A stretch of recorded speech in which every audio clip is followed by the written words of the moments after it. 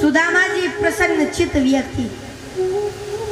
सुदामा जी का एक नियम, कोई तन दुखी कोई मन दुखी, कोई धन बिन रहा तो उदास, थोड़े थोड़े सब दुखी, सुखी राम के दास।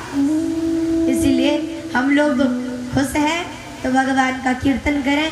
सुदामा जी चलते जा रहे हैं और भगवान का कीर्तन करते जाते हैं। ये आदत हम में भी होनी चाहिए। कोई लोग ऐसे हैं जो लगातार 7 दिन से कथा सुनने आ रहे हैं, हाथ उठाना जरा, जो लगातार आ रहे हैं, बिल्कुल ऊपर, जोरदार तालियां इन लोगों के। तो आप लोग लगातार आ रहे हो, एक बात कहें आप लोगों से, कुछ सीखा आप लोगों ने कथा से? सुनना ही नहीं, सीखना भी। तो ये सीखो, आज एक सीखने वाली बात बताया हम देखेंगे किस किस ने सीखा। सीखना चाहते हो आप लोग? सुनना चाहते हो या नहीं?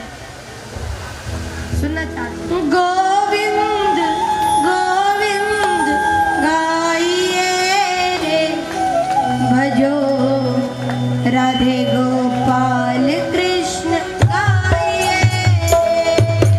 गोविंद गोविंद गाइए, राधे गोपाल कृष्ण गाइए। गोविंद गोविंद गाइए रे,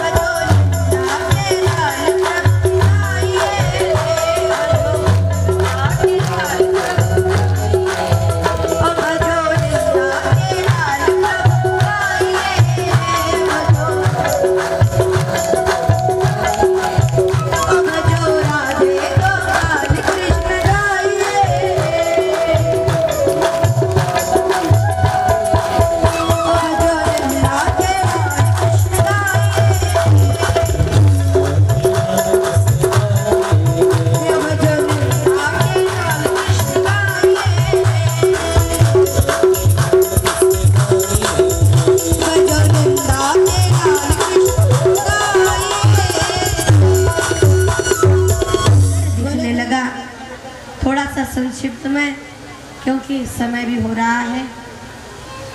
द्वारका पहुंचे एक व्यक्ति से पूछा, पता चला कि कृष्ण का महल वो सामने।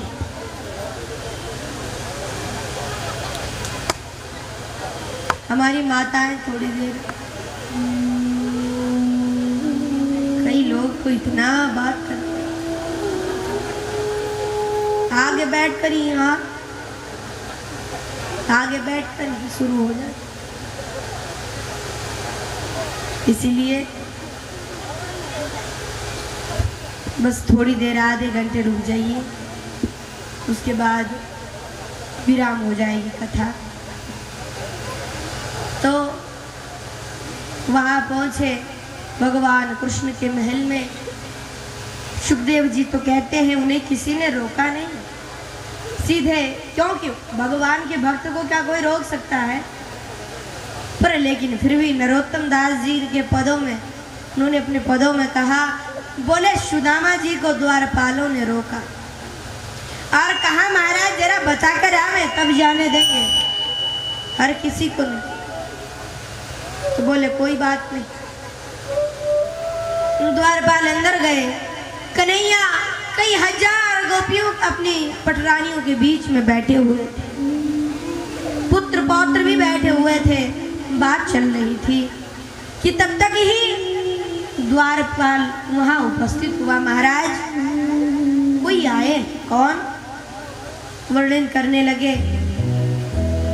शीस पगान जगातन पे प्रभु जाने को आही बसे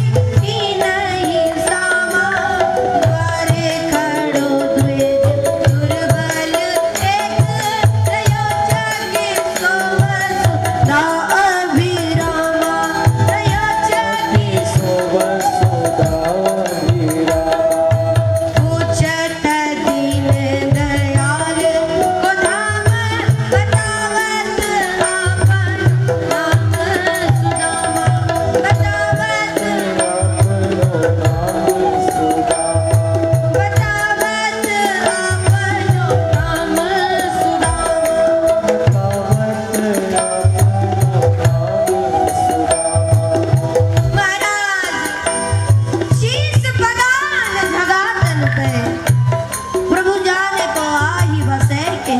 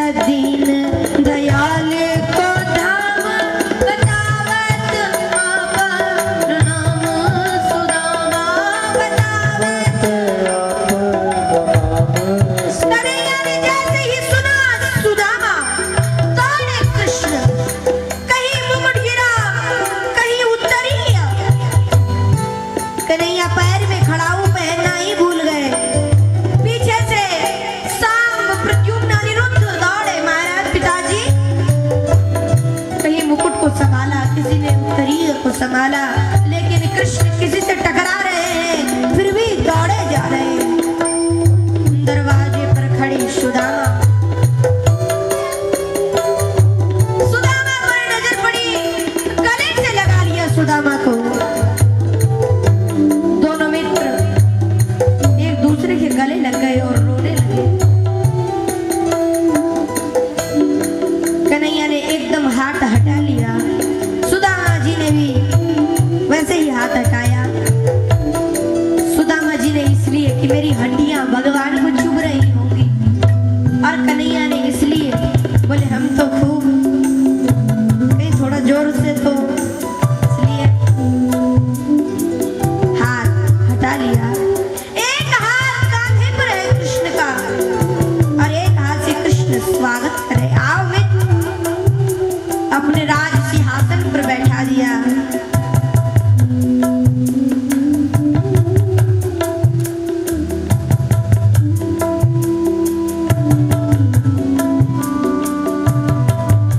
बैठे सुदामा जी भगवान के सिंहासन पर। आज कृष्ण द्रौपदी के समान ही करुणाशील है, इसीलिए चिल्लाए, रुक्मिणी, सत्यभामा, जल्दी आओ, बारात ले आओ।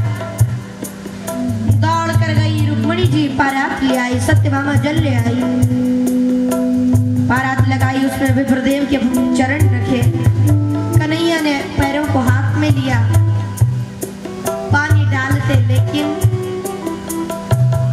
अब सुदामा से कृष्ण ने पूछा,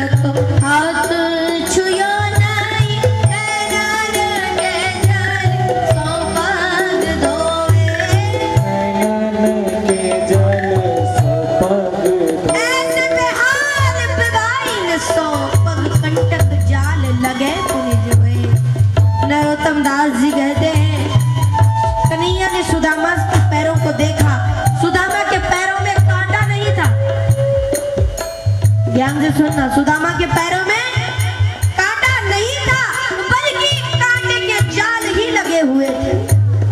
एक दो कांटे हो तब कांटा कहेगा, कांटों का पूरा पौधा ही पैर में लगा हुआ है, साथ में चल रहा है। कन्हैया कहते हैं, हाय महादुख आयो सखा तुम आए, इताए दिन खोए, इतना दुख तुम मेरे पास आए क्यों नहीं, कितने दिन बाद आ रहे, पहले आते।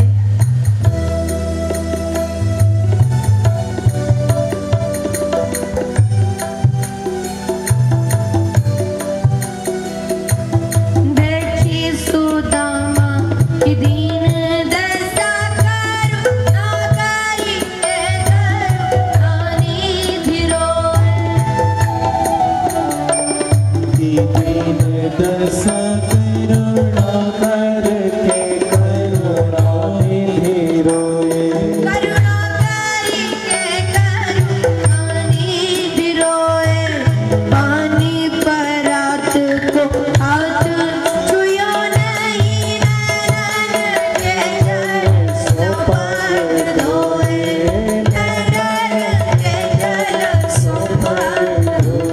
कन्हैया ने अपने आंखों के श्रुधारा से ही सुदामा के चरण धुला दिए, भोजन कराया, प्रसाद पवाया।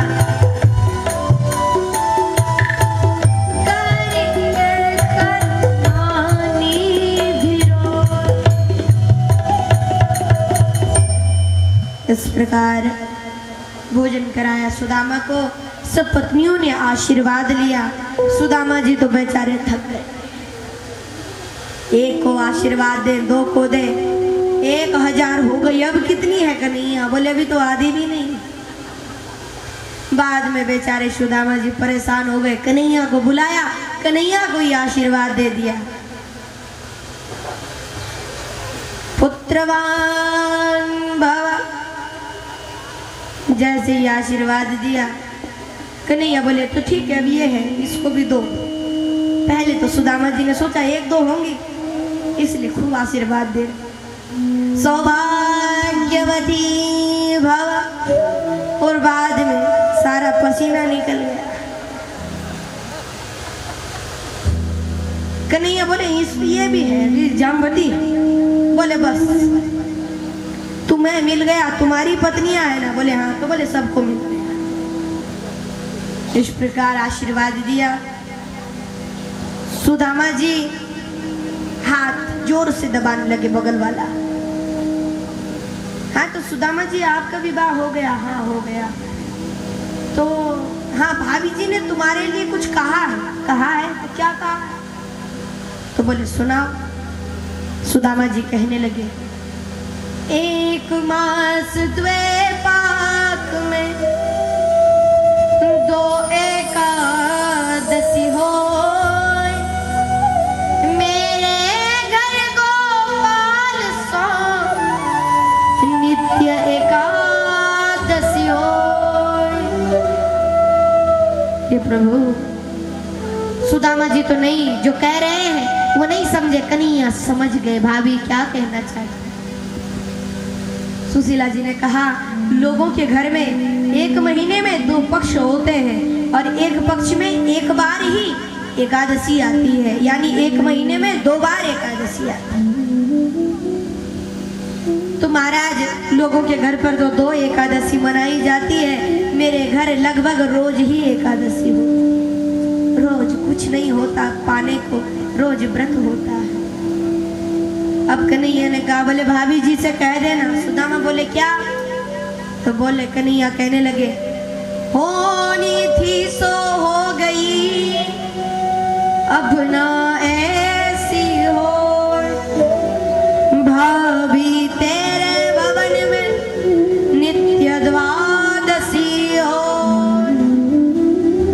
भाभी होनी थी सो हो गई, अब ना ऐसी हो। और जैसे लोग एकादशी को भूखे रहते हैं ना, तो रात भर द्वादशी को इतने प्रकार का भोजन बनता है, 56 प्रकार का। क्योंकि भाई भूख एक दिन पूरे दिन भर व्रत, और व्रतों में शाम को भोजन करते हैं, लेकिन एकादशी को शाम को भी भोजन नहीं। तो बेचारे भूखे होते हैं लोग, इसीलिए द्वादशी को बहुत प्रकार का भोजन बनाते हैं। जहाँ भाभी लोग तो केवल महीने में 2 दिन ही 56 प्रकार का भोजन बनाते हैं, तेरे घर रोज 56 प्रकार का भोजन बने। आशीर्वाद दे दिया। अब कन्हैया ने कहा, कुछ भेजा है हमारे लिए? वही भाभी जी, नाम सुशीला। बोले जैसा नाम है स्वभाव भी वैसा ही है, तो लगता है कुछ भेजा भी होगा। सुदामा जी ने और जोर से, कुछ नहीं भेजा। नहीं भाई सुदामा जी कुछ तो भेजा है। अरे कहता हूं ना नहीं भेजा। तो ये भुजा क्यों दबा रहे? अरे बस ऐसे ही दर्द हो रहा है। सुदामा ने सोचा इतनी सेवा कर रहा है, फिर इसे चावल दूं वो अच्छा लगेगा क्या? कन्हैया ने जोर से जयकारा लगा, बोले उमापति महादेव की, हर हर महादेव। और जैसे ही जयकारा लगाया, जैसे आप लोगों ने हाथ उठाया ना, सुदामा जी ने भी उठाया, पोटली गिर गई। कन्हैया ने झट से पकड़ ली उससे चावल, एक मुट्ठी चावल निकाली, उसको पान किया। 2 मुट्ठी चावल निकाली, उसको पान किया। सुदामा जी ने आज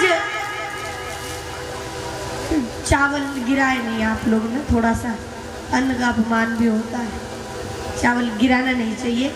वैसे वहाँ रख देना, आप लोग किसी को चढ़ाना हो तो वहाँ रख देना, पर फैलाना नहीं चाहिए। तो भगवान सुदामा जी महाराज ने 2 मुट्ठी चावल भगवान ने पा लिए। तीसरी मुट्ठी में रुक्मणी जी ने पकड़ लिया और 2 मुट्ठी चावल में 2 लोक का राज्य दे दिया। बोल द्वारिकाधीश की, दाऊ जी महाराज की जय जय। श्री राधे श्याम। 2 मुट्ठी चावल दान किया, भगवान ने पाया। रुक्मणी जी ने कहा प्रसाद सबको मिलना चाहिए, तो वो चावल लिए, उसे पीसा गया, फिर पानी में भिगोया गया, फिर चरणामृत की तरह सबको मिला। इस प्रकार सुदामा जी कुछ दिन द्वारका रहे। द्वारका से लौटे, कृष्ण ने अपना पीताम्बर मांग लिया। अरे भाई पीताम्बर तो देते जाओ। सुदामा जी ने कहा और ठीक है, बस लालची। उन्हें क्या पता कि भगवान कितने क्या क्या दे दिया है मुझे। सोचा और ठीक है, बस थोड़ा दयालु भी है, पर थोड़ा लालची बहुत है। बताओ इतना बड़ा महल, एक पीताम्बर मांग लिया, बताओ हमसे। लौटा ले भाई तेरा पीताम्बर। पत्नियों ने कहा कब से बिगड़ गई इनकी ये आदत। कृष्ण भगवान से कहा क्यों मांगा पीताम्बर? कन्हैया ने कहा बात तो ये भी उठती है कि मैंने अपने मित्र को रोका क्यों नहीं रोका? बोले इसलिए क्योंकि मैंने सुशीला को, भाभी जी को 2 लोक की संपदा दी है, लेकिन अभी भी भाभी भूखी बैठी है कि जब पतिदेव आएंगे तब इसका स्पर्श करूंगी। इतनी बड़ी पतिव्रता। सुदामा को 1-2 दिन और रख देता तो वो 1-2 दिन और भूखी नहीं रहती, इसलिए भेजा। और पीताम्बर इसलिए मांग लिया, दूर से देखेगी पहचान जाएगी, आ गए पतिदेव, जल्दी तैयार होगी, साड़ी पहनकर आरती की थाल लेकर जाएगी। इस प्रकार बताया। वैसा ही हुआ। सुदामा जी वहां पहुंचे, जब तक बात करते तब तक सुशीला जी नीचे आ गई, आरती उतारी। कौन? सुशीला जी ने पल्लू हटाया। सुशीला तुम? हाँ। ये सब? बोले बस भगवान द्वारकाधीश की कृपा है। अब तो गलती का एहसास हुआ, मैंने कृष्ण को लालची कहा, सारा घर घुमाया, ये हमारा शयन कक्ष, ये भोजन कक्ष, सारे कक्ष घुमा डाले, पर फिर भी महल आधा भी नहीं घूम पाए। इतना बड़ा महल। 1 घंटा हो गया, थक गए। भाई भूख लगी है, कुछ बनाओ। क्या बनाऊं महाराज? बोले ऐसा करो, सोने की रोटी बना लो, चांदी की दाल बना लो और मणियों की सब्जी बना लो। सुशीला जी ने लगा, कई लोग ज्यादा संपदा को देखकर भी बुद्धि भ्रष्ट हो जाती है। अरे कहीं दिमाग तो नहीं हिल गया इनका?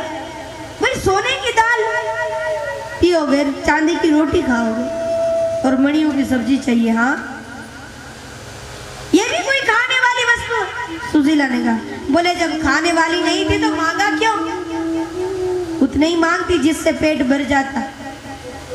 मुझे ये सब नहीं चाहिए। सुदामा जी जंगल की ओर जाने लगे। कन्हैया प्रकट हुए, समझाया, जो दे दिया उसी में भरपूर रहो। बहुत दरिद्रता सहली, अब मेरा भजन करो, जाओ, मेरी माया तुम्हें नहीं घेरेगी। ये आशीर्वाद दे दिया। अब तो सुदामा जी महाराज की कथा सुनाई, किस प्रकार जीवन यापन किया।